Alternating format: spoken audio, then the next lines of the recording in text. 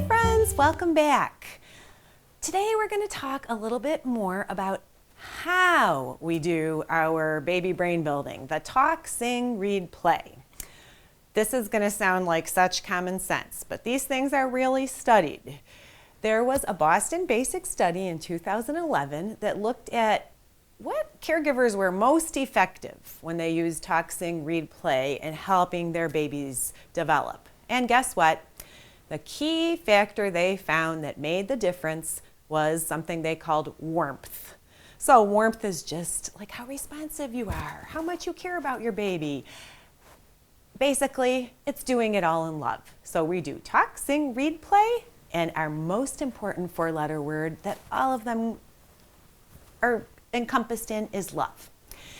So the best things to do to help ourselves express love are maximize love with our baby, but also manage stress. It is super stressful to be a caregiver of a baby. No one tells you that a lot of times it's boring. A lot of times you're so tired.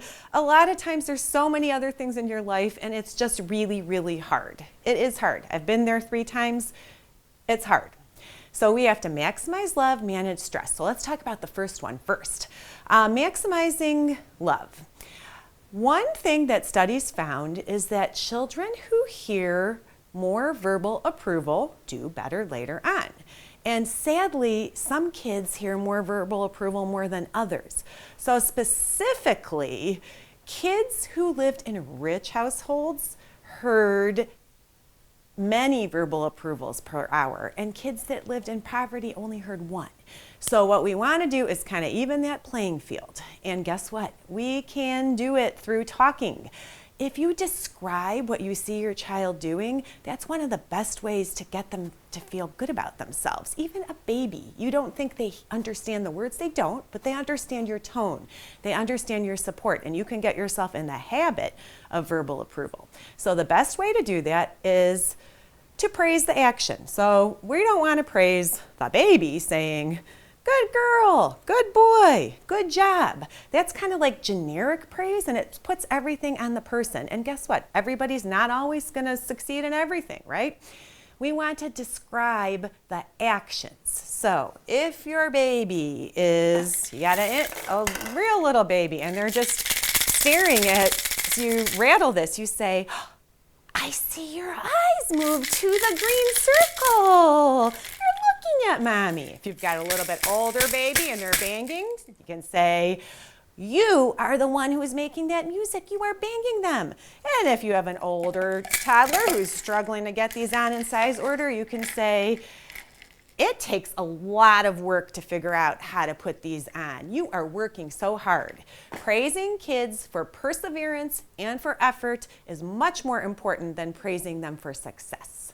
So keep that in mind and describe their actions. That's a way of praising, okay? And it's more authentic than just giving everybody the trophy for everything. Another way you can maximize love is by picking and reading books that have loving themes, which tons of them do. So you guys probably know the book, You Are My Sunshine.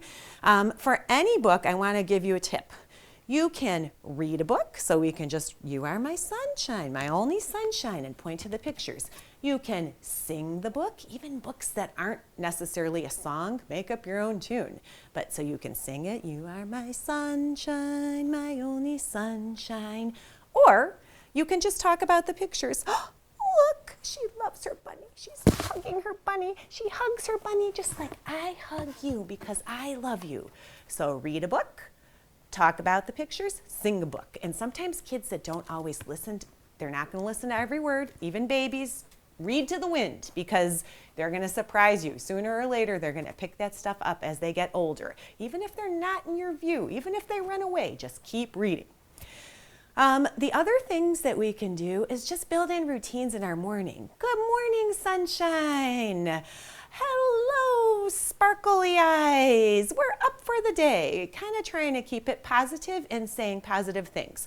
So things you might want to avoid, and I know people do this as a joke. I mean, I've had a lot of people say, "Ooh, stinky butt," or "evil," or "nasty." Those are jokes for adults, but little kids, if they hear those, it's not the messages we want to convey to get them feeling warmth. So try to stay away from those. As they get a little older, when they're toddlers, you can do something called referential speaking. This is a cool little trick. If your child struggles with something, and we've had, trust me, all the baby club 2-year-olds have a hard time sharing and taking turns.